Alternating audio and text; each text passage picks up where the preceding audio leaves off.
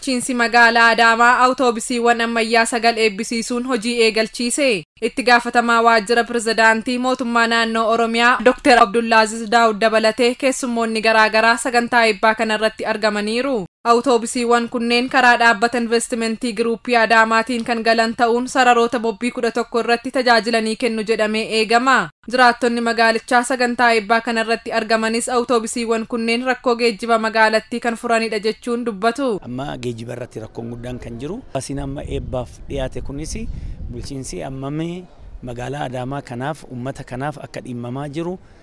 Geejjibni yookaan immoo tiraanspoorteeshiniin baay'ee murteessaa akka ta'ee fi misoomni amma jalqabame kun Smart Adaamaa amma jalqabneetoo guddina irra jirtu kana gaafa geejjiba babbareedaa baasii babbareedaa magaalaa keessaa kan ammayyaawee akkanatti haala kanaan dhiyaachuun isaa uummata kana baay'ee kan gammachiisu.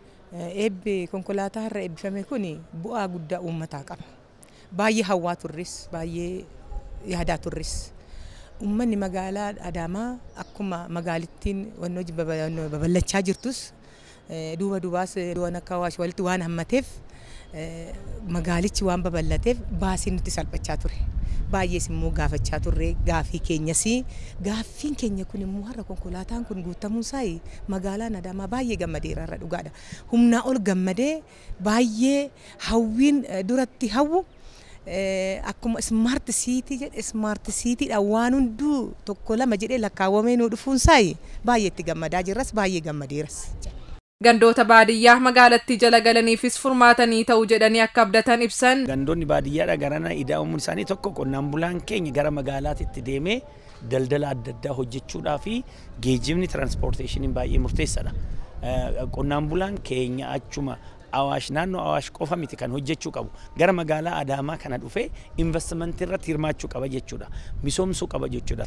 Hojjechuudhaaf baasiin kun yoo geejjibni jiraate akka barbaade mana isaa galee dhiitee bariite dhawaatuma dhawaatan wannu geejjibni kun uummata keenyaaf baay'ee murteessaa waan ta'eef ispeeshaalii amma magaalota amma baadiyyaa marsaa irra jiran kanaafi baasiin akkanaa kun dhiyaachuun baay'ee uummanni gammadee jira. Qonnaan bulaanis baay'ee gammadee jira. Taaksiitti baay'ee hanqina baay'ee qaba. Bariillee guyyaallee amma uummanni siin jedhee nuta ganda maddii jiru waan as dabalamee fi hojjetaadhaaf illee baay'ee ulfaachaa ture. Har'a hojjetaan illee baasiin kun hoogaleef yeroodhaan warri dooktoriillee warri barsiisaallee warri hojjetoonillee yeroodhaan galanii uummata isaanii tajaajiluu fi waan isaan daangisuun qabu jechaadha. Baay'ee gaariidha. Maaliif baasiin kun kan uummataati, uummata gargaara.